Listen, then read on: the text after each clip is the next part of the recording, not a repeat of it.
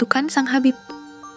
Di sebuah kota kecil, ada seorang Habib bernama Habib Jalal Syum. Ia dikenal sebagai ulama yang tegas dan keras dalam menyampaikan ceramahnya. Setiap khutbahnya selalu berapi-api, mengecam orang-orang yang dianggapnya berdosa. "Kalian, para pezina, kalian akan masuk neraka," teriaknya dari atas mimbar. Namun, di balik citranya yang garang dan suci, Habib Jalal menyimpan sisi gelap yang tak diketahui banyak orang. Ia adalah serigala berbulu domba, nafsu di balik jubah. Meskipun di depan umum ia bersikap seperti orang suci, di balik layar Habib Jalal sering memanfaatkan statusnya untuk mendekati perempuan muda. Ini hanya bimbingan spiritual. Katanya setiap kali ia mencoba merayu perempuan yang datang kepadanya untuk meminta nasihat agama. Namun, perempuan-perempuan yang menolak seringkali diancam. "Kau tidak ingin mendapat kutukan, bukan?" katanya dengan tatapan tajam. Beberapa perempuan takut melaporkannya, sementara yang lain hanya bisa diam, merasa terjebak oleh kekuasaannya. Namun, ada satu orang yang tak tinggal diam. Fatimah, seorang gadis muda yang cerdas dan pemberani. Awal kutukan. Suatu malam, Habib Jalal memanggil Fatimah ke rumahnya dengan alasan ingin memberikan ilmu khusus untuk mendekatkan diri kepada Tuhan. Namun, saat Fatimah datang, ia segera sadar bahwa ada sesuatu yang tidak beres. Tatapan Habib Jalal itu maknamen, bukan gum tatapan seorang ulama, melainkan tatapan seekor baci, buaya darat, yang haus akan nafsu. Fatimah mencoba melawan dan berteriak, tetapi Habib Jalal langsung menutup pintu dan berkata, "Jangan melawan, ini ujian untukmu." Namun, sebelum Habib Jalal bisa mendekatinya, tiba-tiba petir menyambar keras di luar. "Bro, rumah itu bergetar dan suara gaib bergema di seluruh ruangan. "Habib Jalal, kau telah menodai amanah yang diberikan padamu, maka kau akan menerima hukuman setimpal." Mata Fatimah melebar ketakutan. Habib Jalal merasakan panas luar biasa di kepalanya. Ia meraba wajahnya, tetapi kulitnya terasa keras dan bersisik. "Apa yang terjadi padaku?" jeritnya. Saat ia berlari ke cermin, ia melihat kepalanya telah berubah menjadi kepala buaya.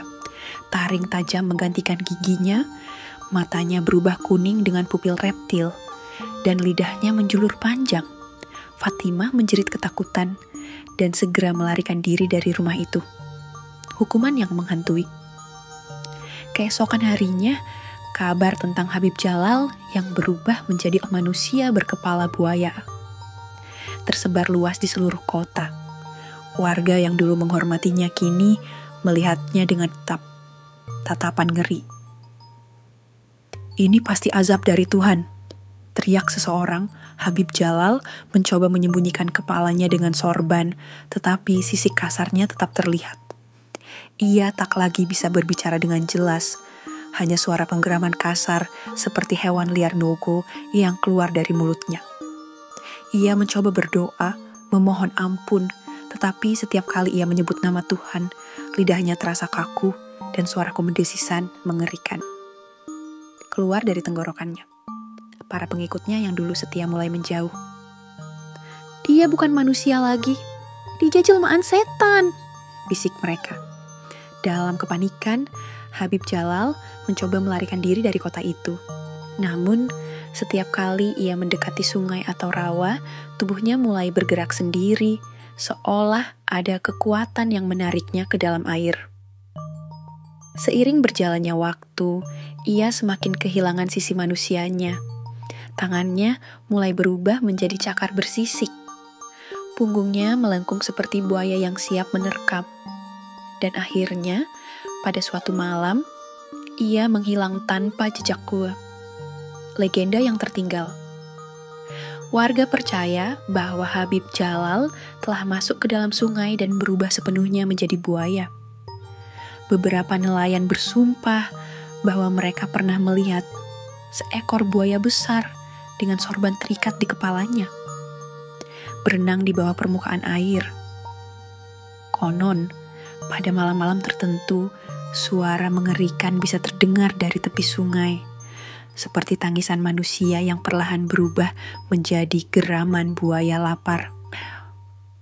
Warga percaya bahwa itu adalah Habib Jalal yang masih terjebak dalam kutukan selamanya.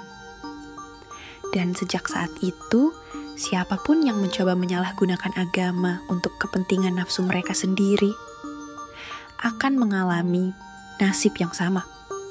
Jangan menilai sesuatu dari luarnya. Belum tentu yang dipandang bagus dalam busuk. Jangan lupa like, share, and subscribe supaya lebih rajin menceritakan kisah mistis lainnya